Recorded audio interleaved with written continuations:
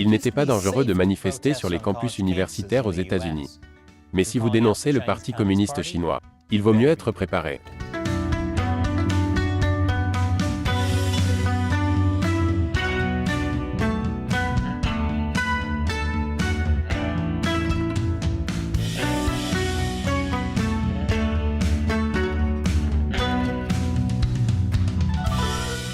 Bienvenue sur Chine non censurée, je suis Chris Chappell.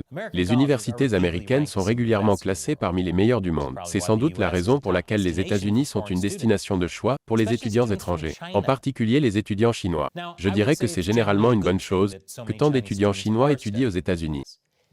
Si vous grandissez dans un pays autoritaire comme la Chine, qui réécrit l'histoire et tente d'occulter certains événements peu recommandables tout en contrôlant l'Internet, il est bon de sortir et de voir qu'il existe une autre version de l'histoire. De nombreux étudiants étrangers chinois ont saisi l'occasion de s'informer sur des sujets tels que la révolution culturelle ou, comme je l'appelle, la dévolution culturelle, le grand bond en avant, ou plus exactement le grand bond en arrière, et le massacre de la place Tiananmen du 4 juin, au cours duquel le gouvernement a fauché des milliers de manifestants pacifiques. C'est exactement la raison pour laquelle le Parti communiste chinois a fait tout ce qu'il pouvait pour garder les étudiants chinois sous un contrôle étroit lorsqu'ils sont à l'étranger. L'un des moyens utilisés est la création d'associations d'étudiants et d'universitaires chinois, ou CSSA. Ces associations sont censées fournir de l'aide et des services à leurs membres, promouvoir la communication et le dialogue entre la Chine et les États-Unis, et présenter la culture chinoise à la communauté. Oh, et ai-je mentionné la liaison avec les consulats chinois? Oui, on ne peut pas les accuser de faire quoi que ce soit de louche s'ils l'admettent sur leur site web, n'est-ce pas? Mais les CSSA sont en réalité le long bras de la Chine qui s'étend sur les campus américains. Elles sont financées par le gouvernement chinois et font des choses comme recruter des étudiants chinois pour accueillir les dirigeants du PCC lorsqu'ils visitent les États-Unis. Pour de l'argent, bien sûr. Le patriotisme chinois semble être à son apogée lorsque quelques Maos sont présents. Mais tout cela n'est rien en comparaison de l'espionnage que les associations d'étudiants et de boursiers chinois effectuent pour le compte du gouvernement chinois. Le syndicat étudiant de l'université McMaster, au Canada, a fermé la CSSA de l'établissement après que celle-ci a ouvertement déclaré avoir contacté le consulat chinois au sujet d'un militant ouïghour qui s'était exprimé sur le campus. Le CSSA a accusé l'activiste ouïghour d'attaquer le gouvernement chinois et de promouvoir des activités séparatistes. Ce qui ne ressemble pas du tout à un argumentaire du PCC. Le PCC qualifie les Ouïghours de séparatistes et de terroristes. Et au cas où il y aurait encore un doute sur le fait que les CSSA sont une extension du gouvernement chinois, un nouveau rapport sur la censure des étudiants du Falun Gong sur les campus des États-Unis rend ce lien tout à fait clair. Le rapport, réalisé par le Falun Dafa Information Center, indique qu'un étudiant de l'Illinois a été expulsé d'un CSSA à la demande de l'ambassade de Chine. L'étudiant a déclaré « Le président de la CSSA de l'époque m'a dit que l'ambassade de Chine à Chicago lui avait demandé de me retirer de la CSSA en raison de mon implication dans les activités du Falun Gong. J'avais un site web personnel qui publiait des informations sur le Falun Gong. On m'a dit par la suite que le consulat chinois de Chicago avait remarqué mes liens avec le Falun Gong et avait demandé à l'administration de la CSSA de me retirer de la CSSA. Au moins, le président de la CSSA peut se targuer d'être honnête. Le Falun Gong est une pratique spirituelle qui était assez populaire en Chine dans les années 1990, et c'est précisément la raison pour laquelle le chef du Parti communiste de l'époque, Jiang Zemin, a essayé de l'éliminer. Le Parti communiste n'aime pas ce qui est populaire et spirituel et qu'il ne peut pas contrôler, et c'est encore aujourd'hui l'ennemi numéro 1 du parti. Pour en savoir plus sur la façon dont le Falun Gong est devenu l'ennemi public numéro 1, regardez cette vidéo que nous avons réalisée. Le lien se trouve ci-dessous. Malheureusement, l'exclusion de la CSSA n'est pas la seule mesure prise par les ambassades chinoises pour intimider les étudiants à l'étranger. Je vous en dirai plus après la pause. Bienvenue à tous. Lorsque le nouvel ambassadeur de Chine aux États-Unis est arrivé le mois dernier, il a fait froncer les sourcils en déclarant dans une lettre adressée aux étudiants chinois qu'ils devaient perpétuer la tradition d'amour de notre pays et étudier à l'étranger pour servir la mère patrie. Si ces propos émanaient d'un gouvernement normal, il n'aurait peut-être pas déclenché de sonnette d'alarme. Mais cela vient du Parti communiste chinois. Il tente d'utiliser tous les Chinois, peu importe où ils se trouvent, pour faire avancer ses objectifs, que ce soit par l'espionnage, le vol de secrets commerciaux ou le maintien du silence de l'opposition. Par exemple, le gouvernement chinois a illégalement ouvert des postes de police clandestins dans plusieurs autres pays pour surveiller les citoyens chinois. Grâce au programme Foxhunt et Skynet, le parti traque les dissidents à l'étranger et tente de les faire revenir, soit par la coercition, soit par la force. En cas d'échec, il utilise ses ambassades, les groupes du Front Uni et les associations d'étudiants pour s'assurer que les Chinois savent qu'ils sont toujours à la portée du parti. Surtout lorsqu'ils sont littéralement à la portée du parti, comme l'année dernière, lorsque ce manifestant de Hong Kong au Royaume-Uni a été attaqué par le personnel du consulat chinois, y compris par le consul général lui-même, et qu'il a été entraîné dans le consulat.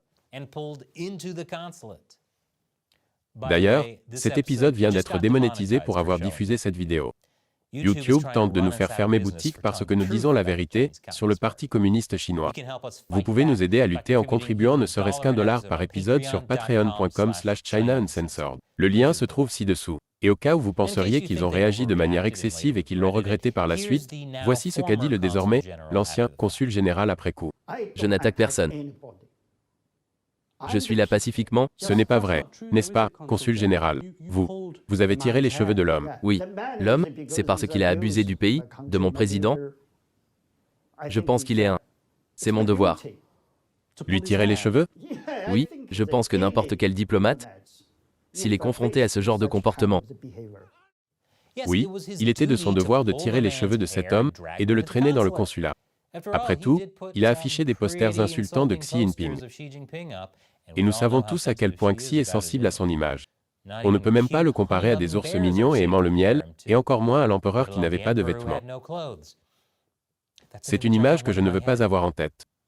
Ce genre de choses a créé une atmosphère de peur parmi les étudiants chinois à l'étranger qui, même s'ils se trouvent dans des pays libres, où les protestations et la dissidence sont autorisées, se trouvent toujours dans le collimateur de la Chine. J'ai parlé à de nombreux étudiants chinois, sans parler des étudiants tibétains, des étudiants ouïghours, et des étudiants de Hong Kong, même des étudiants chinois, qui ont en fait moins de raisons de craindre le gouvernement chinois, même eux sont terrifiés, à l'idée de prendre part à toute activité qui pourrait être considérée comme un tant soit peu critique, ou même à la limite de la critique pour le gouvernement chinois. Une pratiquante non chinoise du Falun Gong a déclaré au Centre d'information sur le Falun Dafa que les pratiquants chinois du Falun Gong de son école avaient peur de venir aux manifestations du Falun Gong, de crainte que leurs proches en Chine ne soient mis en danger. Il s'agit d'une tactique courante utilisée par le parti pour réduire les Chinois au silence lorsqu'ils se rendent à l'étranger. Il ne s'agit pas de ne pas s'en prendre directement à l'étudiant, mais il est plus facile de dissimuler le crime si l'on s'en prend à quelqu'un en Chine. Et c'est une chose pour un étudiant de risquer sa propre vie en protestant, mais il y réfléchira à 2 fois s'il s'agit de celle de sa famille. Un adepte du Falun Gong d'Akron, dans l'Ohio, a déclaré à Minghui.org, un centre d'échange d'informations sur le Falun Gong, que chaque fois que je dis quelque chose sur le Falun Gong au téléphone, ma mère s'inquiète parce que tous les téléphones internationaux sont sur écoute. Comme je l'ai dit, si vous êtes chinois, le parti veillera à ce que vous sachiez qu'il vous surveille, vous et votre famille. Un autre rapport du Falun Dafa Information Center indique que le Falun Gong a été encore plus étroitement surveillé pendant la pandémie parce qu'il recevait des informations non censurées sur Covid en dehors de la Chine. Craignant cette exposition, les agences de sécurité chinoises ont intensifié la surveillance et la détention des adeptes depuis le début de l'année 2020. Cette tendance s'est poursuivie en 2022 au milieu des confinements draconiens suite à la politique zéro Covid du PCC. Malheureusement, je ne m'attends pas à ce que cela s'améliore de sitôt, du moins tant que le Parti communiste est au pouvoir. Ce genre de choses est de plus en plus courant et se produit dans le monde entier. Voici ce qui est arrivé à un activiste australien qui tenait une pancarte sur une place publique pour critiquer Xi Jinping. Le voici qui filme à nouveau un étudiant chinois en train de déchirer des affiches en faveur de la démocratie à Hong Kong. Voici ce qui est arrivé à un autre manifestant australien qui portait un costume de Winnie l'ourson dans la rue. Donc, oui, je ne peux pas reprocher à ces gens de se présenter à une veillée du 4 juin dans cet état. Protester contre le PCC, où que l'on soit, n'est pas une promenade de santé. Que pensez-vous qu'il faille faire à ce sujet? Faites-le nous savoir dans les commentaires ci-dessous. Cette émission n'existerait pas sans le soutien de téléspectateurs comme vous. YouTube démonétise, supprime et désabonne secrètement des personnes de cette chaîne. Rejoignez ce que j'appelle l'armée des 50 centimes Chine non censurés en contribuant à l'émission sur Patreon. Vous bénéficierez d'un tas d'avantages intéressants, dont la possibilité de me poser des questions auxquelles je répondrai dans l'émission. La question d'aujourd'hui est posée par Monsieur House 111. À l'instar de Twitter, de nombreux activistes continuent de s'attaquer à la liberté d'expression. YouTube, Google est le numéro 1 en Occident pour ce type de censure. C'est un très bon point, Monsieur House. Depuis longtemps, moi-même et d'autres grands youtubeurs chinois pensons qu'il pourrait y avoir des comptes de trolls chinois qui signalent en masse notre contenu, ce qui déclenche alors l'algorithme pour démonétiser ou restreindre l'âge de nos vidéos. Cela signifie moins de vues. Moins de vues signifie que l'algorithme n'informe pas les gens des nouveaux épisodes parce qu'il considère que les gens ne veulent pas regarder notre contenu. Ce qui signifie moins de vues. Et c'est ainsi que le PCC peut manipuler les entreprises technologiques occidentales pour faire taire les critiques à l'égard du parti. Grâce à un lanceur d'alerte de Twitter, nous savons que le PCC avait ses tentacules au plus profond de l'entreprise avant que Musk n'en prenne la direction. Je ne peux que me demander ce qui se passe chez Google, qui est bien plus grand que Twitter. Heureusement, le soutien de personnes comme vous, Monsieur House, dans l'armée Chine non censurée des 50 centimes est ce qui permet à cette émission de continuer. La majeure partie de notre budget provient du soutien des téléspectateurs. Ensemble, nous combattons la censure et dénonçons le PCC. Merci pour votre soutien. Et merci de nous regarder.